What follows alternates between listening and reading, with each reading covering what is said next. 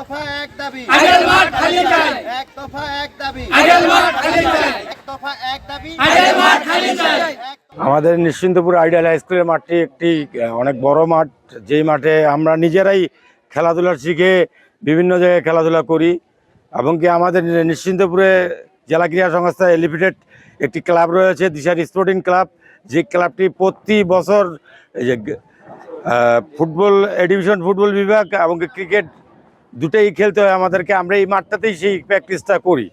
আজকে যদি এই মাঠটা ক্লোজ হয়ে যায় আমাদের প্র্যাকটিসের জায়গাটা থাকবে না। আমরা চাচ্ছি যে এই মাঠটা দ্বিখণ্ডিত না করে কিভাবে করে একত্রিত করে আমরা খেলতে পারি সেই ব্যবস্থা নেওয়ার জন্য আহ্বান করতেছি স্কুল কর্তৃপক্ষের কাছে। এবং কি এই মাঠ থেকে অনেক প্লেয়ার উঠে অনেক দূর পর্যন্ত খেলতেছে, হয়তো কিছু নাম আপনারা শুনতে পারছেন, আরও ভবিষ্যতে অনেক প্লেয়ার এই মাঠ থেকে উঠবে। আমরা চাই এই মাঠটা জানি সুস্থভাবে ভালো মতো রাখতে পারে, সেই ব্যবস্থা নেওয়ার জন্য আহ্বান জানাচ্ছি। ৭ নং ওয়ার্ডকে ঠাকুরগাঁ জেলার ফুটবল খেলার আতুরঘর বলা হয়।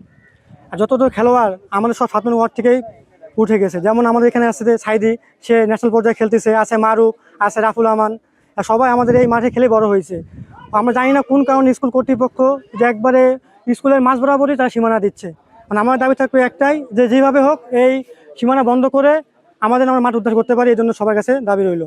একনল অ্যাডভান্সড হাইজিন সোপ, এবার জীবাণু ধুলাবালি ঘাম ক্লিন বোল্ড।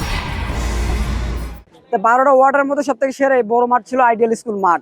এই মাঠে আমরা কম বেশি অনেকজন খেলোয়াড় হয়ে গেছে আইডিয়াল মাঠ থেকে। তা আমাদের এলাকাবাসী, স্টুডেন্ট, আমরা আরো যারা আছি, আমাদের দাবি একটাই সবার কাছে, যে আমরা মাঠ চাই, আমাদের মাঠ যেভাবে লাগবে, ঠিক আছে। মাঠের জন্য যদি আমাদেরকে জীবনও দিতে হয়, আমরা কিছু লোক আছি যে জীবন দিব, কোনো সমস্যা নাই, কিন্তু মাঠ আমাদের চাই, এটা সবার কাছে, আপনিও সবার কাছে। আমাদের এই ছোটবেলার স্কুল, আমরা এখানে বড় হয়েছি, তো এই স্কুলের মাঝ বরাবর যদি এই প্রাচীরটা উঠে তাহলে আমাদের খেলাধুলা, আমাদের তো এখন অলরেডি অনেকটা বয়স হয়ে গেছে, তা আমাদের ছোটরা যারা আমাদের ছেলে মেয়েরা তারা খেলাধুলা করে, তাদের তো অবশ্যই সমস্যা হবে।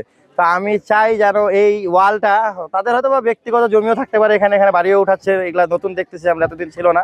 তো আমি চাই এই ওয়ালটাকে পিছিয়ে হয়তো বা পুরো মাঠটাকে উন্মুক্ত করা হলে ভালো হবে আর কি। এখানে স্কুল ছাত্ররা আছে, ছোট ভাইরা আছে, এখানে আমরাও এখানে খেলাধুলা করি এবং এখান থেকে খেলোয়াড় তৈরি হয়। তো এই জায়গাটাতে মানে কে বা কাহারা নিজের ব্যক্তিগত স্বার্থ হাসিলের জন্য এখানে মাঠ বরাবর মাঠের মাঝখান দিয়ে তারা প্যারাচি দিয়ে দিয়েছে, একটা বাড়ি নির্মাণ করতেছে। এটা আমি মনে করি না যে এটা কোনো যৌক্তিকতার মধ্যে পড়ে।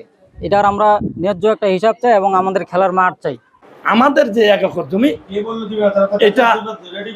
এটা আমরা বুঝে নেওয়ার জন্য এই প্রাচীর দিচ্ছি এই 100% 1 একরের মধ্যে।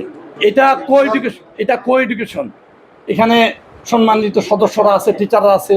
আসলে একটা কো এডুকেশন যেখানে শিক্ষা হয়, এখানে আসলে শিক্ষার পরিবেশ বজায় রাখার জন্য মাঠের মাঝখান দিয়ে রাস্তা, মোটরসাইকেল দিয়ে অনায়াসে চলাচল করে, লোকজন যাতায়াত করে। এখানে বাউন্ডারিটা হলে শিক্ষার পরিবেশটা একটু ভালো হবে, শিক্ষার মান উন্নয়ন হবে। এই জন্য আমরা বাউন্ডারিটা দেওয়ার পক্ষে। ওদের দাবি ঠিক আছে, কিন্তু কথা হচ্ছে যে একটা কো এডুকেশন যেখানে হয়, এখানে শিক্ষার পরিবেশের জন্য অবশ্যই বাউন্ডারিটা দরকার বলে আমি মনে করি। তবে এলাকাবাসী, যুবকেরা, এরা সবাই যদি মনে করে যে ওই বিএডের জায়গাটুকু এরা আয়ত্তে আনতে পারবে, তাহলে এটা একটা স্কুল, আমি আজকে আছি কালকে নাই, ইচ্ছা করলে তারা যদি ওরকম করতে চায়, তাহলে এলাকাবাসী সবাই মিলে বসতে হবে। আগের যারা ছিল, এখন যারা আছে, সবাই মিলে বসে এটা ভালো করবে। এটা তো একক কারো সম্পত্তি না। আশা করি যে এইটুকুর মধ্যে খেলাধুলা চলবে, কারণ অন্যের সম্পত্তি তো আমি প্রাচীর দিতে পারি না, বা সরকারিভাবে অন্য কেউ অন্যের জায়গায় প্রাচীর দিতে পারবে না।